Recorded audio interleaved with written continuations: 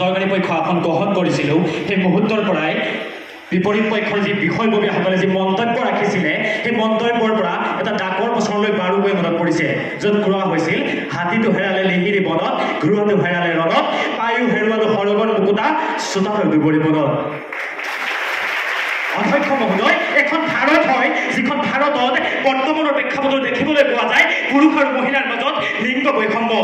অধ্যক্ষ মহোদয় এখন ভাৰত হয় যিখন ভাৰতত বৰ্তমানৰ প্ৰেক্ষাপটত দেখিবলৈ পোৱা যায় মহিলাজনিত বিভিন্ন অপৰাধ বা লিংগ বৈষম্য সামাজিক বৈষম্য বৰ্ণ বৈষম্য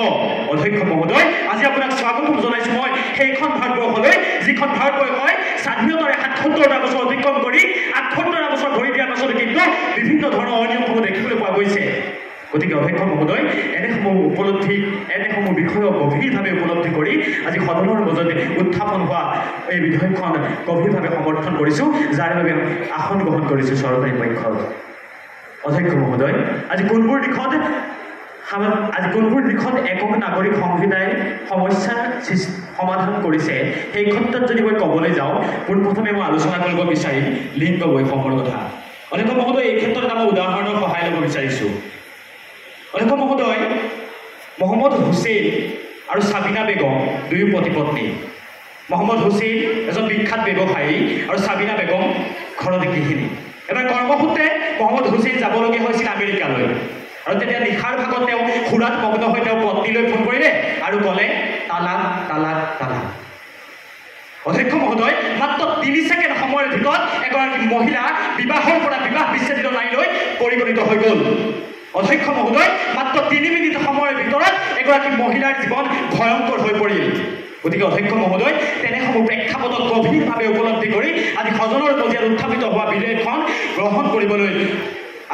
কৰিবলৈ আসন গ্ৰহণ কৰিলোঁ চৰকাৰী পক্ষত অধ্যক্ষ মহোদয় মই দ্বিতীয়তে আলোচনা কৰিব বিচাৰিছোঁ বৰ্ণ বৈষম্যৰ কথা অধ্যক্ষ মহোদয় আপুনি জানিলে আচৰিত হ'ব যে ২০১১ চনৰ লোকপিয়ল অনুসৰি ভাৰতবৰ্ষৰ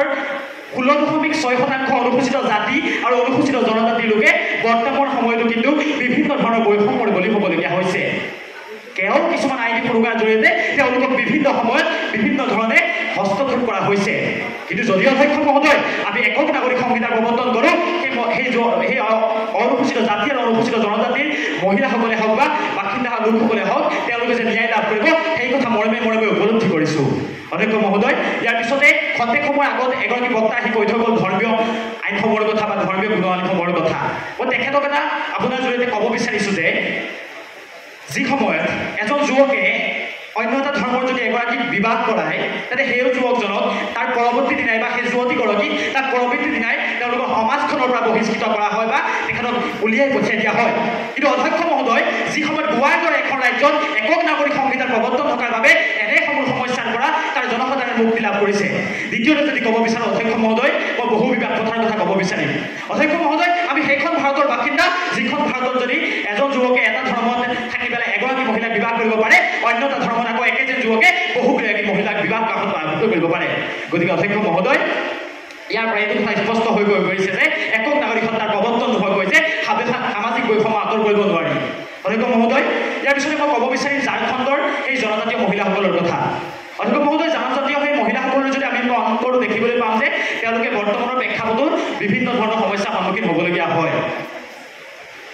অধ্যক্ষ মহোদয় ইয়াৰ পিছতে মই ক'ব বিচাৰিছোঁ ভাৰতৰ উচ্চতম ন্যায়ালয়ত ২০০০ চনৰ ৰুজু হোৱা এটি গোচৰৰ বিষয়ে এই গোচৰটোৰ নাম আছিল লিলি সমাজ বনাম ভাৰত ৰাষ্ট্ৰ গোচৰ অধ্যক্ষ মহোদয় এই গোচৰ অনুসৰি এজন পুৰুষে এবাৰ এগৰাকী মহিলাক বিবাহ পাশত আবদ্ধ কৰে তাৰ পৰৱৰ্তী দিনা অন্য এটা ধৰ্মত দীক্ষা গ্ৰহণ কৰি আন এগৰাকী মহিলা বিবাহ কৰিছিল অৰ্থাৎ অধ্যক্ষ মহোদয় তেওঁ এগৰাকী মহিলাক প্ৰতাৰণা কৰিছিল এগৰাকী মহিলাক তেওঁ অন্যায় কৰিছিল গতিকে অধ্যক্ষ মহোদয় ইয়াৰ পৰা এইটো কথা স্পষ্ট হৈ পৰিছে এতিয়া সময় হৈছে নাৰীসকলক সুৰক্ষা কৰাৰ এতিয়া সময় হৈছে সামাজিক বৈষম্য দূৰ কৰাৰ গতিকে অধ্যক্ষ মহোদয় পুনৰ এবাৰ অন্তঃকৰণে সমৰ্থন কৰিলোঁ উত্থাপন কৰা বিধেয়কখন যদিহে অধ্যক্ষ মহোদয় ইয়াৰ পাছতো বিৰোধী পক্ষৰ সন্মানীয় বক্তাসকলে এই আইনখনৰ বিৰোধিতা কৰি সামাজিক বৈষম্য দূৰ কৰিব পাৰিম বুলি অলিক কল্পনা কৰিছে তেন্তে তেওঁলোকৰ সেই কল্পনা আৰু ঘৰিয়ালৰ পিঠিত ব্ৰহ্মপুত্ৰ নদী পাৰ হৈ মাজুলীলৈ যোৱা